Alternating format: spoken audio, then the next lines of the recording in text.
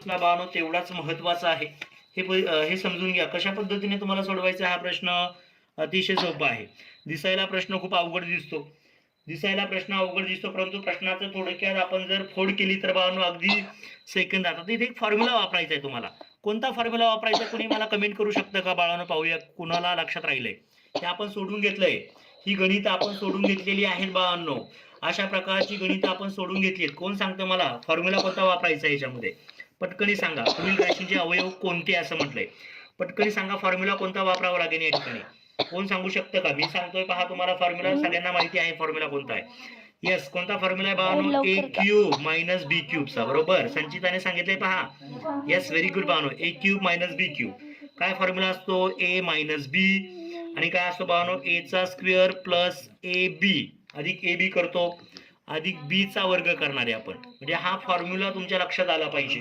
हा फॉर्म्युला ज्या विद्यार्थ्याच्या डोक्यामध्ये बसेल ना तोच विद्यार्थी उत्तर देणार आहे. मग आपल्याला यासाठी हा फॉर्म्युला वापरायचा आहे.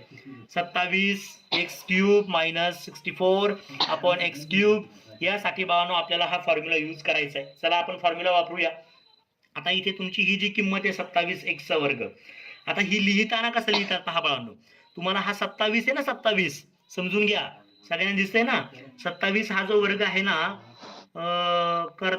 करताल का आता 7ला स्कूल आहे. हो बाळांनो, नंतर तुम्हाला आपल्या चॅनेलवरती येऊन तुम्हाला हा व्हिडिओ नंतर पाहता येईल. पहा. म्हणजे इथे समजून घ्या 27 एक्स क्यूब हेच लिहिताना बाळांनो असं पण लिहितात. 3 एक्सचा क्यूब लिहितात. वजा वजा मला सांगा 64 अपॉन एक्स क्यूब हेच बाळांनो असं पण लिहिता येतं. 4/x चा क्यूब असं लिहिता येईल बाळांनो. आता तुम्हाला डायरेक्ट किमती टाकायच्या आहेत. मला सांगा आता ए म्हणजे आपला हा 3x म्हणजे ए आहे ए आणि 4/x म्हणजे आपला बी आहे. मग मला सांगा पटापट इथे ए ची किंमत टाकायची, ही बी ची टाकायची. ओके. आणि नुसतं ऑप्शन पाहिले तरी उत्तर निघणार आहे. दुसरी गोष्ट ऑप्शन जरी पाहिले तरी आपलं उत्तर निघेल. पण बाळांनो व्यवस्थितपणे ऑप्शनने उत्तर काढलं तर अजून बेस्ट होईल. पहा ए ची किंमत किती बाळांनो? हे आपला आहे 3x चा वर्ग करणार आपण. 3x चा वर्ग करणार. वजा वजा करणार बाळांनो. आता इथे काय करायचं तुम्हाला? ए चा वर्ग म्हटलं जातं. इथे लक्षात घ्या. आता पहिल्यांदा इथे काय करावं लागेल? 1 मिनिट बाळांनो, तुम्हाला फॉर्म्युला व्यवस्थित वापरून दाखवतो. आता इथे ए वजा बी आहे. म्हणजे ए म्हणजे आपला 3x आहे.